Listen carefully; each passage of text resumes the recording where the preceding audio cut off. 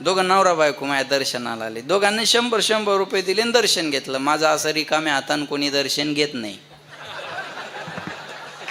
म्हणजे तुम्ही पैसे देऊन घ्यावं याच्यासाठी नाही, पण आमच्या भागात ती प्रथा आहे, असं मोकळ्या हातानं कोणी दर्शन घेत नाही, लक्षात ठेवा.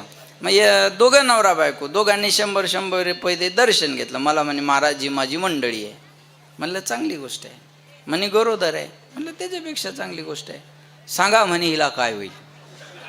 म्हणलं मला कळत असतं होय हिला काय होणार आहे, पण म्हणलं नाही सांगाव गुरुजी तर 200 रुपये वापस घेते.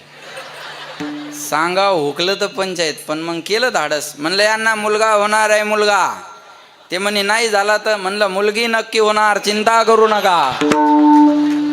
अरे एवढं मला कळलं असतं ते असं रात्रंदिवस बोंबलत काय फिरलो असतो मी. एका जागेवर बसून धंदा चालू केला असता. नारळ 200 रुपये पोरग, नारळ 200 रुपये पोरग, नारळ 200 रुपये पोरग चालू द्या दिवसभर.